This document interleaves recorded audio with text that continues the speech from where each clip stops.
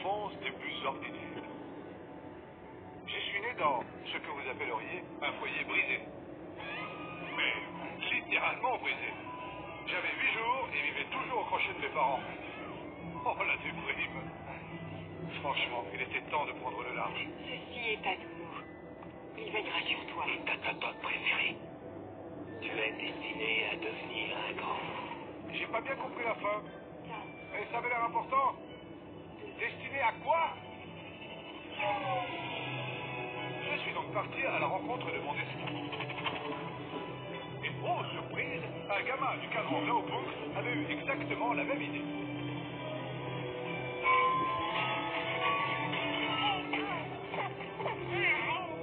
C'est comme ça que j'ai fait la connaissance de Monsieur le Chipot. Et que du même coup, notre légendaire rivalité est née.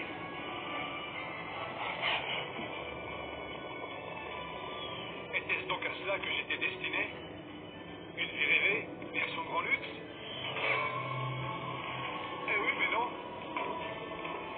Même le hasard a ses chouchous. C'est pas grave. J'allais connaître un sort totalement différent.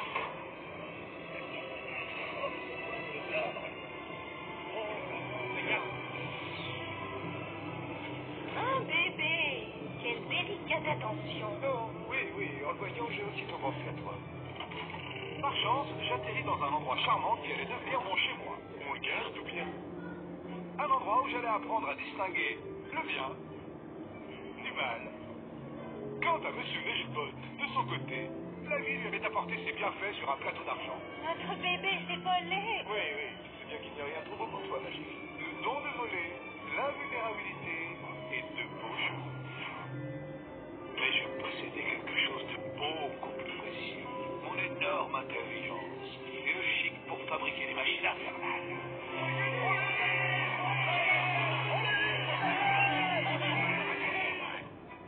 Après quelques années et une réduction de peine, bonne conduite, on m'a donné l'occasion de m'améliorer par le savoir dans un curieux endroit appelé Essol.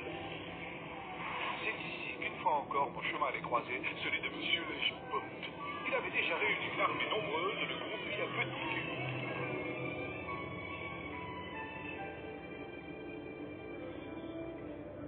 Il avait acheté leur affection avec des grands numéros et des brouettes de cadeaux d'une grande succulenterie. Alors moi aussi, j'allais faire du pop-à-corn et amadouer cette ruche décervelée. Extinction des feux.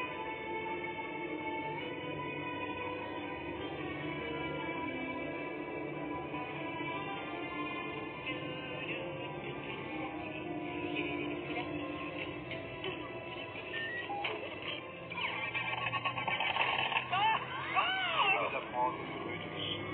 Le bon reçoit tous les honneurs dans l'admiration générale quand le méchant est réduit au silence et mis au coude. Me fondre dans le décor n'était pas vraiment envisageable. Pendant qu'ils apprenaient une souriette, j'apprenais à déshydrater les objets inanimés et les réhydrater à volonté. Certains jours, j'avais le sentiment d'être seul avec Nounou contre le reste du monde. J'avais beau faire tous les efforts, j'étais systématiquement l'exclu, le dernier appelé, le boulet, le brebis galeuse, le vilain garçon.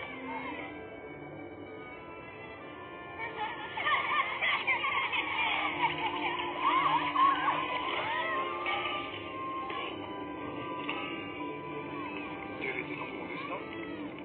Après tout, pourquoi pas? C'est le mal. La seule chose que je fais bien, c'est la révélation.